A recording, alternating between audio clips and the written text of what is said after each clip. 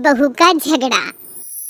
अनामिका की सास पुष्पा अपनी बहू को कुछ खास पसंद नहीं करती थी और इसीलिए दोनों सास बहू में आए दिन झगड़ा होता रहता था।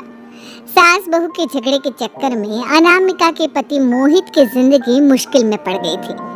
बेचारा बार बार माँ और बीवी के झगड़े को सुलझाता ही रहता था, लेकिन दोनों समझने का नाम नहीं लेती थी।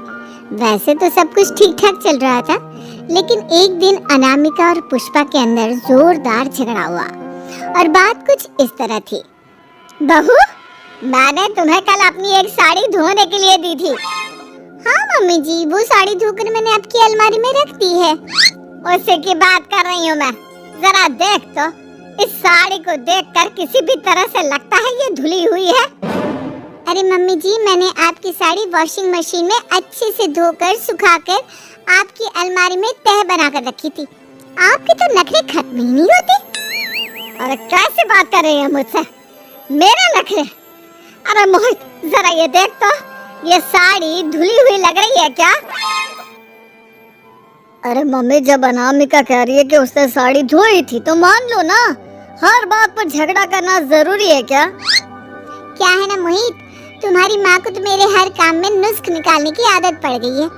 जब तक दो चार खरी खोटी सुना नहीं लेती ना, इनका दिन नहीं निकलता। अरे चुप कर! बहू होकर मुझे जवाब देती हो? एक तो गंदे कपड़े उठाकर अलमारी में रख दिए, ऊपर से कैंची की तरह कचर कचर बोली जा रही हो।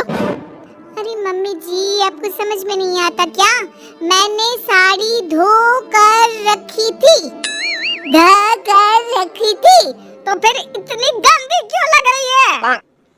मुझे क्या पता मम्मी जी, आप इस पर इस तरह तेल और घी की चिकनाई के दाग लगाकर लाएंगी तो ये मेरी जिम्मेदारी थोड़ी ना है। अरे तो हाथ से धोना चाहिए था ना। मैं आपकी बहू हूँ, नौकरानी नहीं जो एक कपड़ा रगड़ रगड़ कर हाथ से धो दूंगी। आपको पहननी है तो पहनिए, नहीं तो रख दीजिए। तुझे तो मैं अच्छी तरह बताऊंगी, मुझे जवाब देती है। एक दिन सुबह के वक्त। अरे अनामिका, मेरी व्हाइट शर्ट कहाँ है? आज ऑफिस में बहुत बड़ा प्रेजेंटेशन है और मुझे वो व्हाइट शर्ट पहन कर जाना है। मुझे पता है, आपने मुझे 2 दिन पहले ही बता दिया था और आपकी शर्ट मैंने धोकर अच्छी तरह आयरन करके अलमारी में लगा दी है। जाइए वहाँ से ले लीजिए। अनामिका, ये तुमने क्या किया? ये देखो, शर्ट पर लिपस्टिक का दाग लगा हुआ है और ये तो एक जगह से जल भी गई है। नहीं नहीं मोहित, ऐसा नहीं हो सकता। मैंने तो तुम्हारी शर्ट ठीक से इस्त्री करके अलमारी में लगाई थी। तो फिर ये जल कैसे गई अपने आप? अलमारी में लटके लटके थोड़ी ना जल जाएगी। पर मोहित, मुझे अच्छी तरह याद है। देखो, अपनी गलती को छुपाने की कोशिश मत करो। और अगर शर्ट जल भी गई थी तो तुम्हें पहले बताना चाहिए था ना, मैं नई शर्ट लेकर आ जाता।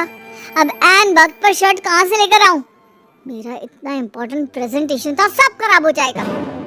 अरे बेटा, क्यों परेशान होता है? ये देख, मैंने तेरे लिए पहले से ही एक नई व्हाइट शर्ट ला कर रखी है। लेकिन मम्मी, आप मेरे लिए व्हाइट शर्ट क्यों लेकर आई? अरे मुझे पता था तेरा प्रेजेंटेशन होने वाला है और अपनी इस बहू पर तो मुझे बिल्कुल भी भरोसा नहीं। क्या पता मेरी साड़ी की तरह तेरी शर्ट भी गंदी करके रख देती। और देख, वही हुआ ना। बेटा, सारी टेंशन छोड़ और ये नई शर्ट पहन कर जा। थैंक यू मम्मी, आज तो आपने बचा लिया मुझे। कुछ दिनों के बाद। अरे अनामिका, जानती हो, ऑफिस में मेरा जो दोस्त है ना अमर, आज उसका बर्थडे है और उसे तुम्हारे हाथ का चॉकलेट केक बहुत पसंद है। थोड़ा सा बनाकर टिफिन में रख दो ना प्लीज। हाँ हाँ, क्यों नहीं, मैं बहुत अच्छा केक बनाकर आपके दोस्त के लिए रख दूंगी।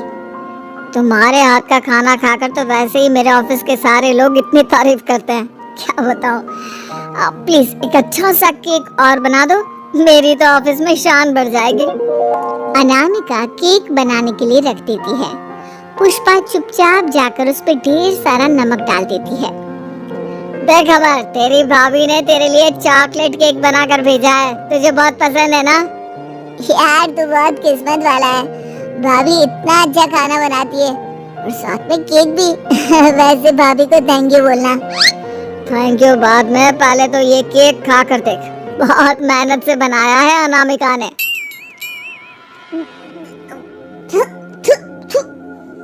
अरे यार, इस केक में तो बहुत सारा नमक है। लगता है भाभी ने शक्कर की जगह खूब सारा नमक डाल दिया है। अरे मोहित, तू तो अपनी बीवी की कुकिंग की बहुत तारीफ करता फिरता है। जरा पूछना अपनी बीवी से, केक में नमक कब से डलने लग गया? क्या यार, तुझे भी मेरा ही जन्मदिन मिला था बिगाड़ने के लिए? केक नहीं लाना था तो मत लाता, कम से कम मुझे इस तरह नमक वाला केक तो नहीं खिलाता। अरे नहीं यार, अनामिका ऐसा नहीं कर सकती, जरूर कुछ गड़बड़ हुई होगी। घर जाने के बाद, अनामिका, अगर तुम्हारा केक बनाने का मन नहीं था तो ना बनाती, लेकिन मेरी बेइज्जती करवाने की क्या जरूरत थी? अरे आपकी बेइज्जती, ये आप क्या कह रहे हैं? मैंने तो सुबह आपको इतने अच्छे तरीके से केक बना कर दिया था। हाँ, लेकिन उसमें इतना सारा नमक डाल दिया था कि आज ऑफिस में मेरा अच्छा खासा मजाक बना है। मेरे सारे दोस्त हंस रहे थे मुझ पर। अरे बेटा, मैंने तो तुझे पहले ही समझाने की कोशिश की थी। एक नंबर की गैर जिम्मेदार है ये लड़की, कोई काम ठीक से नहीं करती। उस दिन भी गंदी साड़ी रख दी थी मेरी अलमारी में और झूठ बोल रही थी। कुछ दिनों के बाद, अनामिका देखो, मैंने अपना लैपटॉप चार्जिंग पर लगाया है, उसे अच्छी तरह चार्ज होने देना। मेरी एक अर्जेंट मीटिंग है, प्लीज बीच में से हटाना मत। हाँ हाँ ठीक है, मैं नहीं हटाऊंगी। पुष्पा चुपचाप से जाकर चार्जिंग का बटन बंद कर देती है। थोड़ी देर बाद, अरे ये लैपटॉप चार्ज क्यों नहीं हुआ? और ये बटन किसने ऑफ कर दिया? अनामिका, इधर आओ। क्या हुआ? क्यों चिल्ला रहे इतना? अनामिका, मैंने तुमसे कहा था ना, मेरा लैपटॉप चार्जिंग पर लगा हुआ है, मेरी अर्जेंट मीटिंग है। तुमने इसका स्विच ऑफ क्यों कर दिया? अरे मैंने ऐसा कुछ नहीं किया, मैं क्यों स्विच ऑफ करूंगी? कुछ दिनों से देख रहा हूँ अनामिका, तुम मेरा हर काम बिगाड़ देती हो। देखो, ये अच्छी आदत नहीं। कम से कम तुम्हें इस बात का तो ध्यान रखना चाहिए था कि मेरी कितनी इम्पोर्टेंट मीटिंग थी। अब क्या करूंगा मैं? आई एम सॉरी मोहित, लेकिन सच में मैंने जानबूझकर कुछ नहीं किया। अगर जानबूझकर नहीं किया तो क्या सब कुछ अपने आप हो जाता है? कभी मेरी शर्ट जल जाती है, कभी केक में नमक डल जाता है।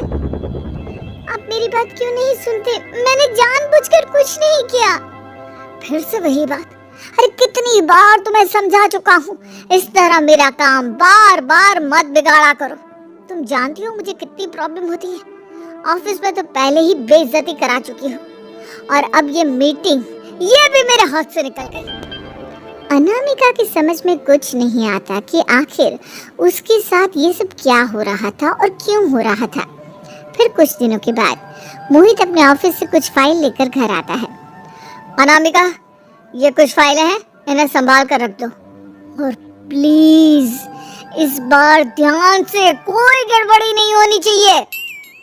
नहीं मोहित, कोई गड़बड़ी नहीं होगी। मैं सारी फाइल्स अलमारी में लॉक करके रखूंगी और चाबी अपने पास रखूंगी। अनामिका, जरा अलमारी की चाबी तो देना। क्यों मम्मी जी, आपको क्या काम है? उसमें मोहित की जरूरी फाइल रखी है, और मैं नहीं चाहती कि इस बार कोई भी गड़बड़ हो। पता नहीं कुछ दिनों से हर काम खराब हो जाता है। अरे मुझे उसमें से पैसे निकालने हैं, और उसके बाद ले लेना अपनी चाबी। मैं खा नहीं जाऊंगी तुम्हारे पति की फाइल। अनामिका को अपनी सास पर शक होता है। चाबी देने के बाद वो चुपचाप छुपकर अपनी सास की हरकत देखती है। ये फाइलें उठाकर डस्टबिन में डाल देती हूँ, फिर देखना कैसे मोहित इसकी खबर लेगा। इस बार तो छोड़ेगा नहीं इसे। वैसे भी पहले मैंने जो कुछ भी किया है उसकी वजह से अच्छी खासी डांट पड़ी है, मजा आ जाएगा। अच्छा तो ये बात है, सारा काम मम्मी जी बिगाड़ देती है, वो भी इसलिए क्योंकि मेरा उनसे झगड़ा हो गया है।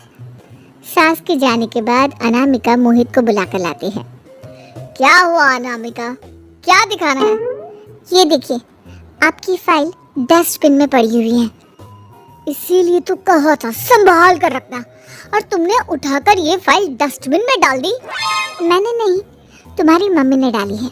मुझसे बदला लेने के लिए, ताकि तुम मुझे डांटो। और अगर मैंने डाली होती तो मैं तुम्हें दिखाने के लिए बुलाकर तो नहीं लाती ना। सही कह रही हो। मैं अभी मम्मी से जाकर बात करता हूँ। थोड़ी देर बाद। मम्मी, सच सच बताइए, मेरी फाइल अलमारी में से निकालकर डस्टबिन में आपने डाली थी ना? अरे, अपनी माँ पर इल्जाम लगाता है, शर्म नहीं आती तुझे? मैं इल्जाम नहीं लगा रहा हूँ मम्मी, जो सच है वही पूछ रहा हूँ। अब जल्दी से बताइए, आपने ऐसा क्यों किया? अरे तो क्या करती? तेरी बीवी मुझसे झगड़ा करती है, उल्टे सीधे जवाब देती है। मुझे उससे बदला लेना था। अरे मम्मी, लेकिन आप दोनों के झगड़े के चक्कर में मेरा कितना नुकसान हुआ है, ये कभी सोचा आपने? मम्मी जी, अगर आपका बदला पूरा हो गया हो तो आइंदा ऐसी कोई हरकत मत करना, क्योंकि अब आपकी सच्चाई हमारे सामने आ चुकी है। यह तो वक्त ही बताएगा मैं क्या करूंगी और क्या नहीं। मम्मी जी, कहा ना आप ऐसा कुछ नहीं करेंगी। अरे मेरी जो मर्जी आएगी वो मैं करूंगी। मेरा सर घूम रहा है। सास बहू के झगड़े में मेरी जिंदगी का तो कचरा